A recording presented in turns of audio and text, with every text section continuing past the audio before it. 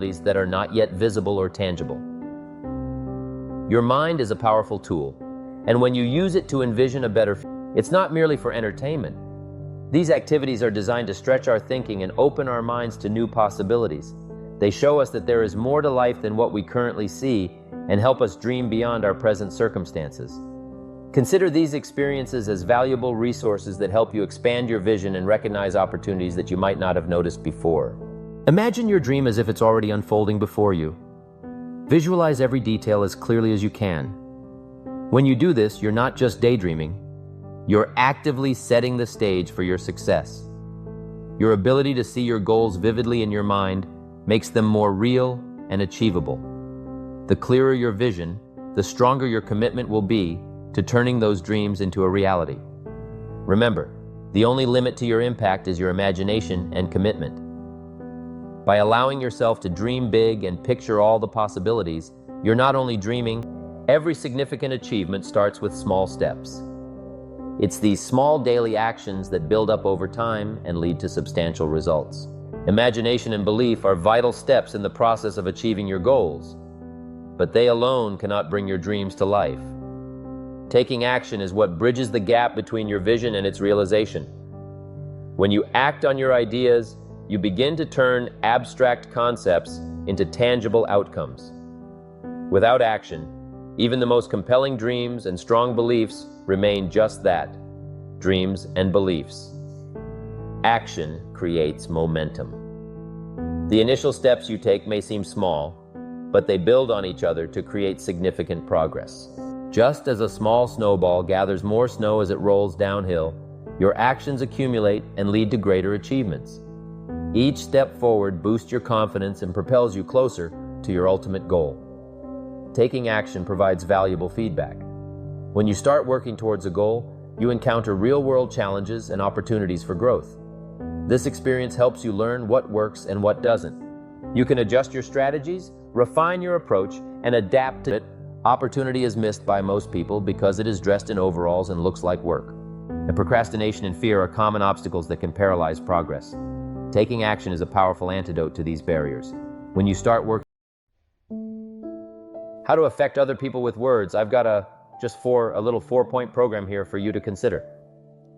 The whole expanded version now, 3 days, right? 3 days of all this is in that package that you're taking home. So this is called an abbreviated version of all the rest, this 1-day video day. 4 steps to good communication. Here's number 1. First of all, words can work miracles. That's why communication is so important. Words can work miracles. Words are powerful. Words are almost godlike. In fact, ancient script says the Word was God, God was the Word. Wow, words and God. I said to my Israeli audience last year, in the beginning, the story of creation is unique. It says, in the beginning, Jehovah God spoke and said, what? Got some students here, I'm sure. In the beginning, Jehovah God spoke and said, what? Let there be light, and what? There was light. Wow. Wow. It looks like words create light. Is that possible? I'm telling you, it's possible. Humans can get pretty close. What if somebody can't possibly see how they could do well, how they could become successful, how they can transform their lives and their health, their future, their finances, spiritually, and every other way? They can't see. And you come along and share your story and maybe borrow some other stories. And by the time you get through with a good presentation to this person, they say, now I can see. Before you got here, I was blind. I was in the dark. And while you were talking, some things dawned on me. Is it possible to create light with human intelligence, with words? And the answer is, of course, of course.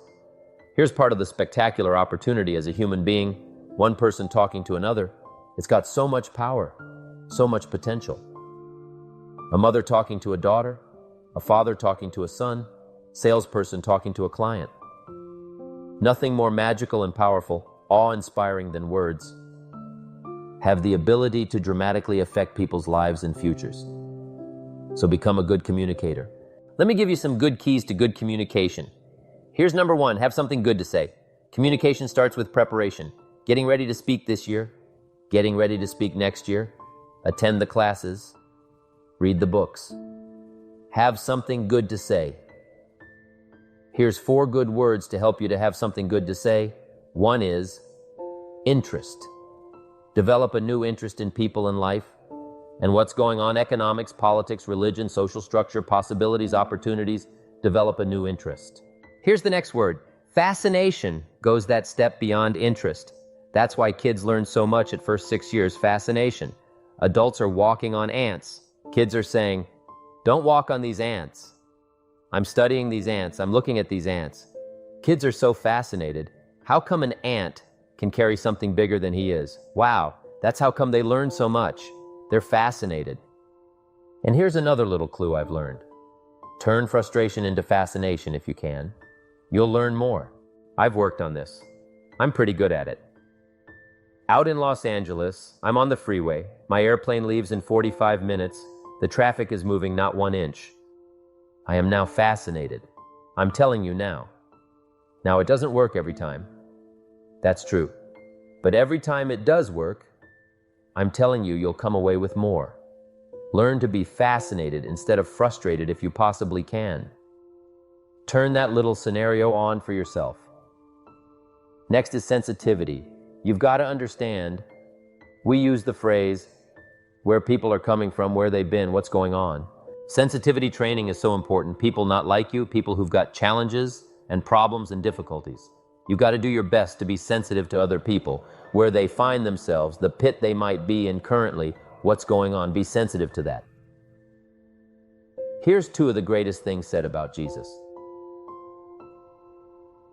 1, it said he was touched. He was touched by where he found some people. He was touched by the misery he found some people in. He was touched. He was touched. And here's the other word. He was moved, it said. He was moved, touched, and moved.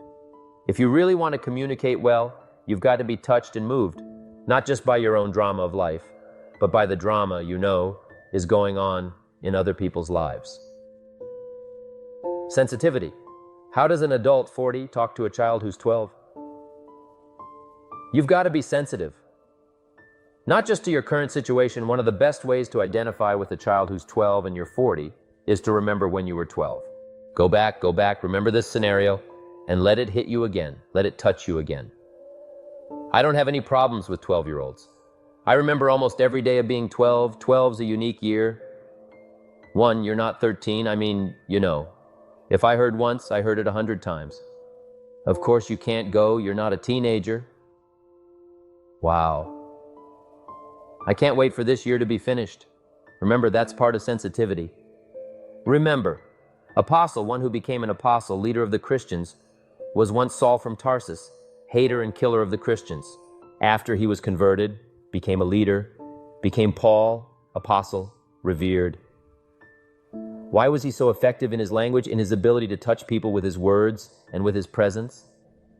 If you read part of the scenario of his history, he gave an account of his own life and said, "Here's why I think I'm so effective. I remember the pit I came from. Sure, they call me apostle, but I used to kill these Christians, and I never forget that. If I want to get in touch with other people's difficulty, I've got to remember my own difficulty. Let it hurt again. Chate." That's what makes a good performance. A good actor, a good actress, the emotion close to the surface from the remembrance of things past, and then well-chosen words delivered with emotion. Powerful. The last word is knowledge. You've just got to go through exercises like this. Take the notes, work hard, roll up your sleeves, go to work. Gather the knowledge in journals, gather the knowledge in notebooks, gather the knowledge in the library and cassettes and videos and every other means. Gather knowledge. Don't be lazy in learning. A major part of communication is preparation. Now here's the next part of good communication. Say it well. 1 is having something good to say, and number 2 is saying it well. Let me give you a quick list on saying it well. Number 1, sincerity. Best place to start if you want to communicate well is let your sincerity show. Next is repetition, the mother of skill. I've been at this 33 years. Someone says, well, you give a pretty good seminar. I should. 33 years, repetition. Next, brevity. Sometimes you don't need many words if you're totally sincere. I'm telling you, Jesus' presentation in gathering up his team, called disciples, was fairly short. He just walked around the countryside, took a look at somebody and said, "You follow me." That's brief. I mean, that's short. Now, why could he get by with such few words? And this takes care of a lot that I've tried to share with you today called personal development. Here's why I think Jesus could get by with such few words. For all that he was, that he didn't have to say. Take that scenario home. For all that I am, that I don't have to say. Just a few words could be dynamic and affecting someone else's life. A child, a business colleague, a sales client. Next, vocabulary. Got to work on your vocabulary. Some of my friends took a survey among prisoners working on some rehabilitation program. They weren't particularly looking for this, but here's what they found. There's definitely a relationship between vocabulary and behavior. And here's what they found out. The more limited the vocabulary, the more tendency to poor behavior. And when you think about it for a while, it makes sense. Words are a way of seeing, and if you don't have a good vocabulary, you can't see very well. Can you imagine the mistakes in judgment when you can't see very well? Next, words are a way of expressing what's going on in your head, what's going on in your heart. What if you can't see well and you can't express well? You can imagine the tragic scenario of 5 years of that, 10 years of that, 20 years of that, showing no improvement. Behavior now becomes a major problem. And that person's world gets smaller and smaller and smaller. Why? They can't see and they can't express. And finally, they don't need a much bigger place than a 10 by 12 in a cell. Their world is so small anyway, don't need much bigger place. I'm asking you to stretch your vocabulary. I used to put words up on a 3 by 5 card. I drove a lot back in those days. By the end of the day, I'd mastered 2-3 words. My oldest daughter, Linda, with my grandkids, starts the day with what's called the word for the day. She writes it on a chalkboard, the word for the day. And the kids memorize that word and the meaning of the word. And every once in a while during the day, she'll say, what's the word for the day? The last day I was there, the word was superficial. Natalie's 4, Nathaniel's 5. Several times during that day, Linda, my daughter, would say, what's the word for the day? Natalie would say, superficial. She would say, Nathaniel, what does that mean? On the surface. Several times during the day, what's the word of the day? Superficial. What does it mean? On the surface. If you were to ask my grandkids, the last time Grandpa was here, what was the word for the day? I'll bet you they'd probably know, superficial, on the surface. Word for the day. Why not learn a word a day? Why not add to your vocabulary so you can see more, see better and express better? Put out in words what's in your heart, what's in your soul, what's in your mind. It's important. So, say it well. Read your audience. 0400 callers, 58. Here's number 3. Number 1 was have something good to say. Number 2, say it well. Here's number 3, read your audience. These are just simple concepts. Now you've got to add some of the details. But that's what I'm mainly good for, is concepts. Read your audience. If you're talking to a child, you've got to study the face of the child. You've got to study a little body language. You've got to study what's going on. So you'll know whether to shift gears, come on a little stronger, ease off a little, might be too strong.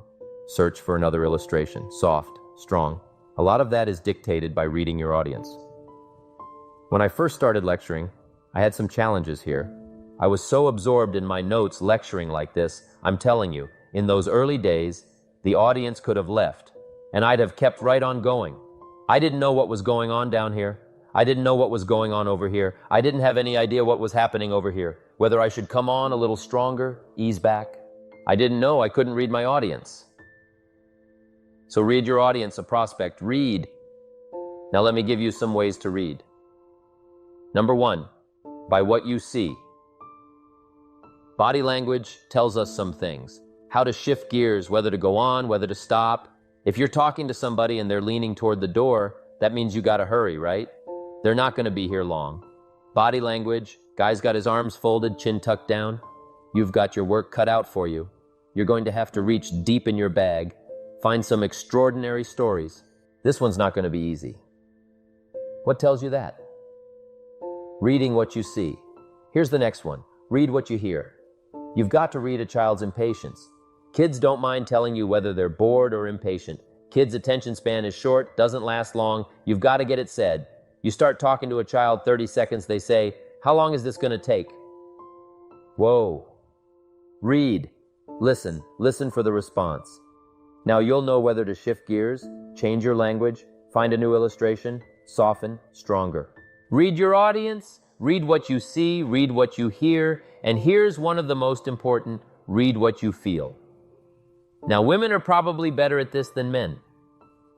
When it comes to picking up emotional signals, men they can see and men they can hear, but it takes a little training for a man to pick up those emotional signals that are so important. So you don't say the wrong stuff because it's so easy to make a mistake in language. What if you meant to say to someone you care about? What if you meant to say, "What's troubling you?" And instead you said, "What's wrong with you?"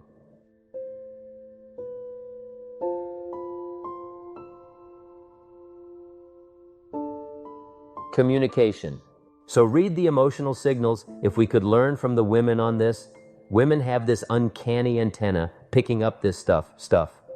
Woman says, "Doesn't feel right." I mean, what does that mean? It doesn't feel right? It doesn't feel right? Women have got it, though, seems to be built in, especially danger. Women pick it up quicker than men. It's built in, I think. Way back, right? Man was the provider. Mama was the protector at home. So she picked up the scenario of danger, I think, these signals. But they are good. In the middle of the night, Mama wakes up. The baby cries. Mama wakes up. Papa sleeps. The faintest cry, Mama's awake. Or she nudges her husband and says, "Go look. Go look. Something isn't right." "It isn't right?" She says, "No, go look." He said, "Hey, everything's okay." She says, "Go look." He says, "Okay." And he gets out of bed, goes downstairs. The front door is open. How did she know that? We don't know. I mean, she just knows. She just knows.